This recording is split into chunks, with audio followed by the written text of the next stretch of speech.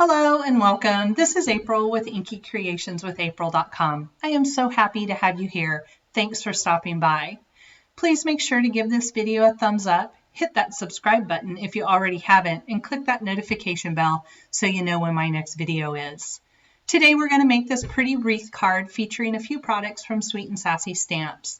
I'm going to use their foliage silhouettes and a sentiment from the Holly Christmas set.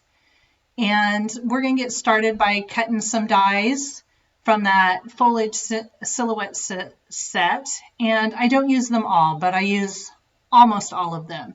There's 4 of them that look like leaves that I do not use.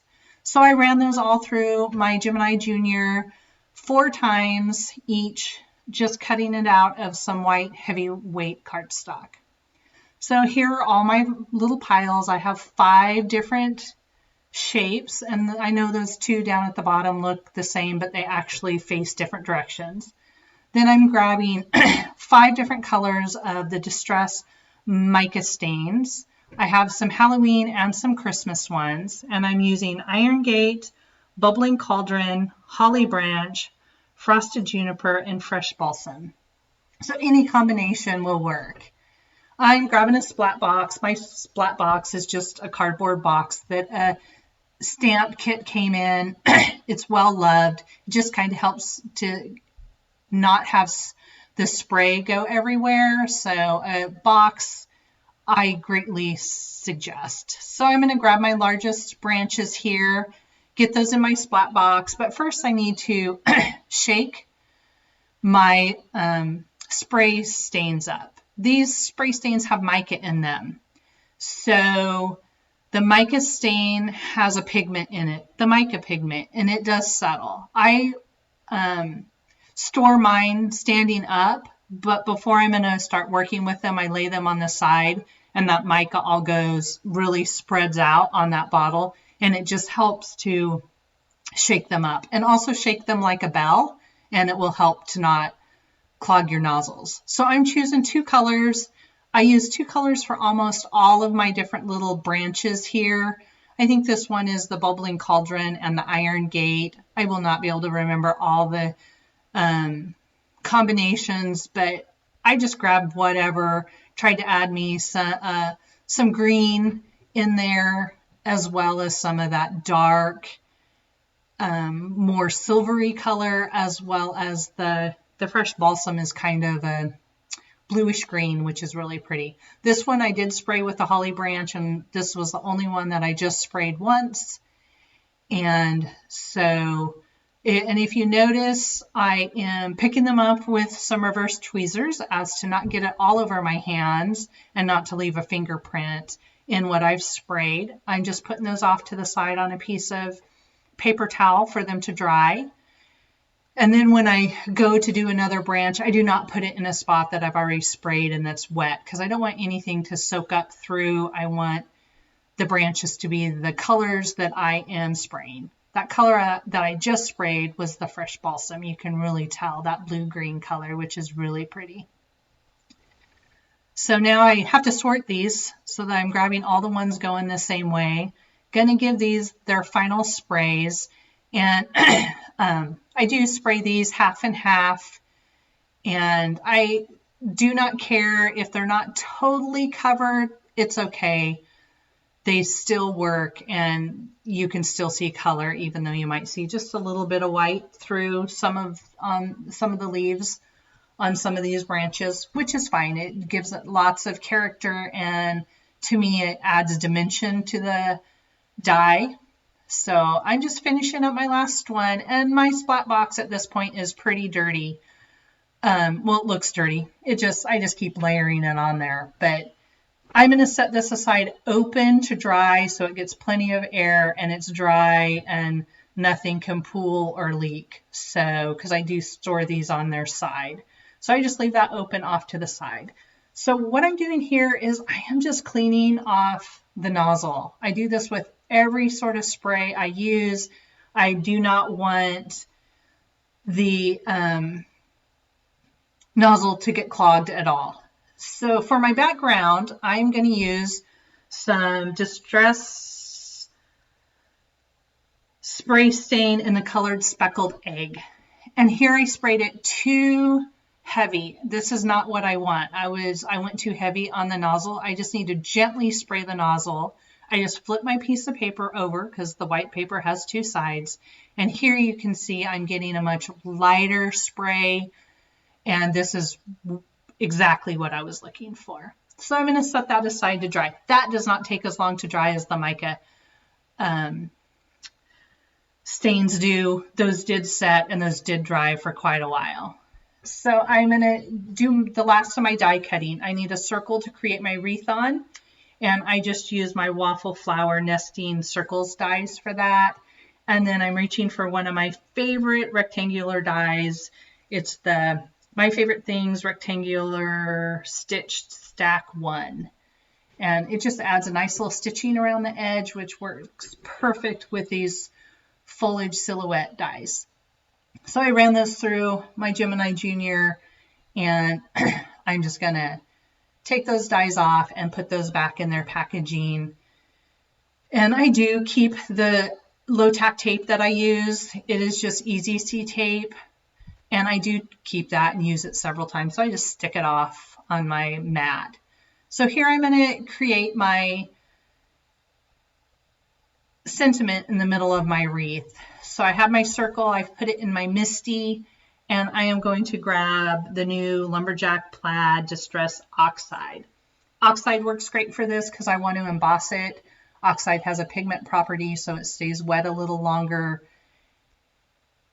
and allows me to emboss. So I'm grabbing some Detail Clear embossing powder from Nuvo and going to prep my cardstock. Even though I'm using clear embossing powder, I only want it to go where I want it to go. And then I choose to stamp this. I stamp it like 2 or 3 times because I'm stamping it till I get the depth of color that I want.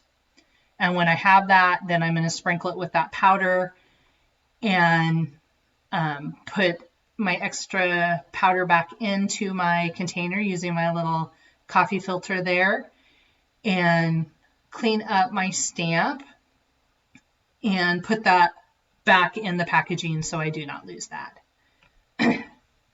And then I will heat set that with my heat gun. Now this is the base for my wreath, so I really want to try to keep this as flat as possible because I'm going to be building on it. So I do very carefully heat from the front and the back and try to keep the warping to a minimum. It's inevitable that you're probably going to have a little bit. I could have taken that and ran it through a die cut machine just with the plates and flattened it out, but it worked. Cleaning up any of the powder that was left behind on my surface, and then I'm going to grab out all of my dry branches to create the wreath.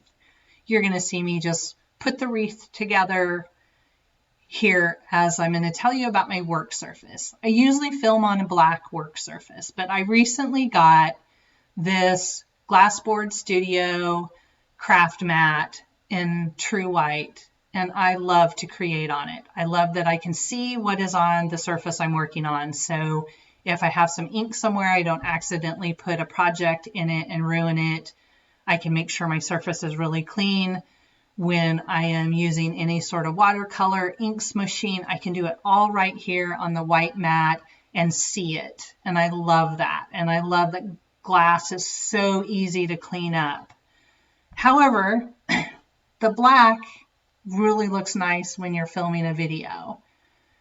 And so I'm just playing with my new glass mat. I decided to film on it for this video. I'm going to probably play with my lighting a little bit more and see if I can get it to where I want it to be. You can see those 4 lights right there. That is my ceiling fan. I really can't not have those lights on because they do help brighten my space in here when I'm filming. So I'm not really sure. I may have to buy me another light source. I'm just going to have to play with it. And so bear with me. You're more than welcome to leave in the comments below your thoughts on the white or if you prefer the black. I just would really like this to work if I could, but I do know there's some tweaking But I just wanted to let you know that's why it looks different. And you may see a variety of things being tried in the next few videos. I am just applying adhesive, excuse me, to just a few of the leaves that I'm tucking in and under and around those other branches. And I do that so that the tips of each of the branch kind of has a curl to it, and it adds some really great dimension and movement to the card in person. You can't really see it in the video, but in person it's really stunning. And I got all that dimension and movement without any foam tape or anything like that. So one thing though is liquid adhesive does take a minute or two to start to set. So here I had a few of my little branches start to move, so I had to grab my heavy object, which is an acrylic block, to set on as I work to kind of hold those into place and get them really stuck down. And so I'm just going to put my last couple little branches in, tuck them all around, and get those where I want. And then I'm actually going to set a couple acrylic blocks on this while I get my background ready to go. So, but before I grab that panel that we made, I want to wipe off any of that mica that my fingers picked up touching those little branches. So I just used a baby wipe, wipe my hand off really quick. And then I'm going to grab me a heavyweight card base and that speckled egg panel.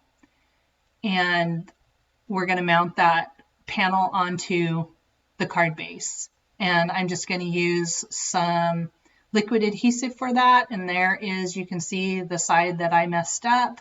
No one's going to see it. And we will glue that on and you'll be able to see the beautiful front exactly the way I wanted it. Now this large rectangle in this My Favorite Things rectangle set here cuts it just a little shy of an A2 size. So you end up with just this nice little thin border that I think frames this background perfectly. And I loved how all of this came together. And so we're going to stick this on there, and I'm going to grab some foam tape to put this on and add a little dimension behind my wreath. I use several things for dimension. I use foam tape, I use foam squares, fun foam. It just depends on the size of the project.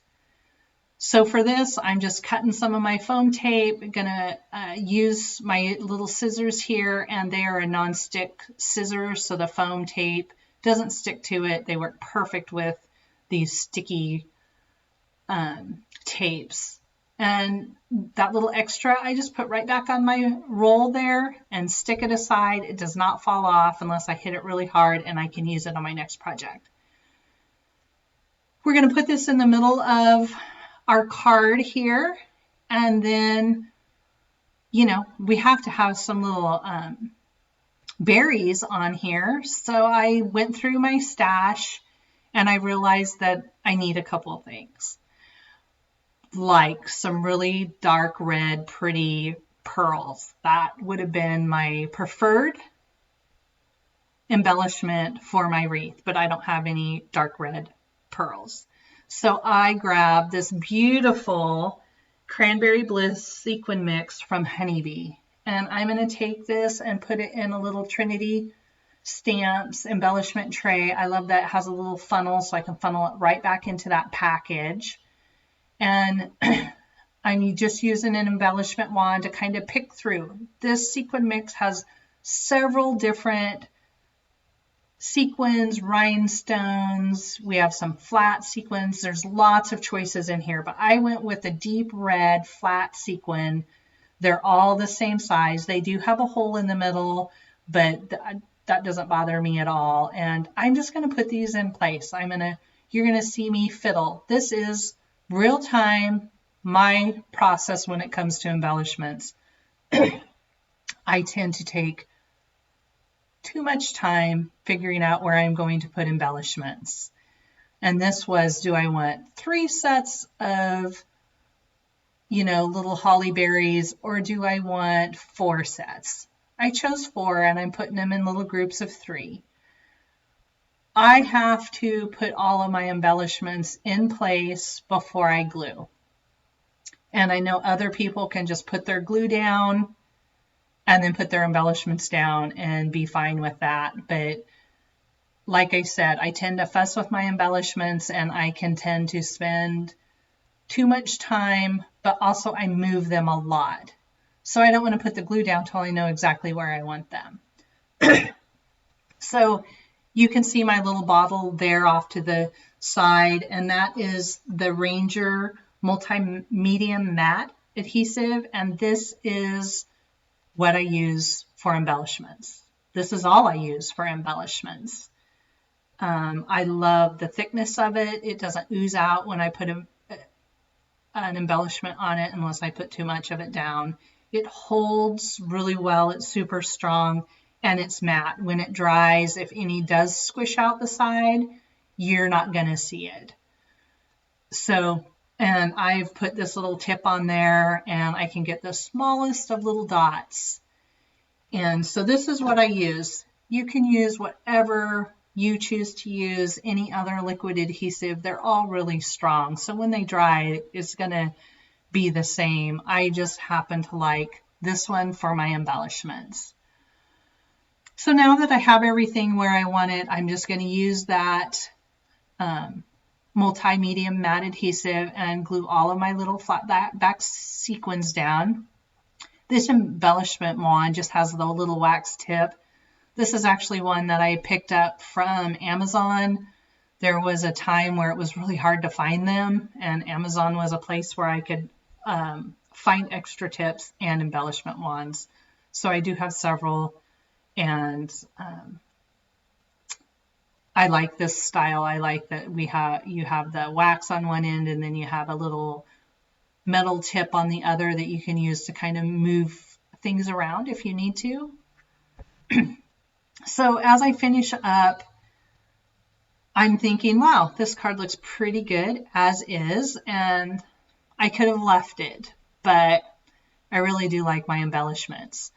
So you will see I go ahead and grab 3 more of those little flat-backed sequins from that mix, and I am going to put those in a couple of opposite corners. I end up putting 2 down below and 1 up above. And here you will see I start with that the opposite way. And then I decide, nope, I want the 2 down below and just 1 up above. So I'm going to glue those into place. And our card will then be completely done. And I think this is just a sweet wreath card. I love that we used our sprays on it. I think they add a lot of texture and dimension to our dies. And I love that we took a die set that was really meant for fall and made it into a winter card.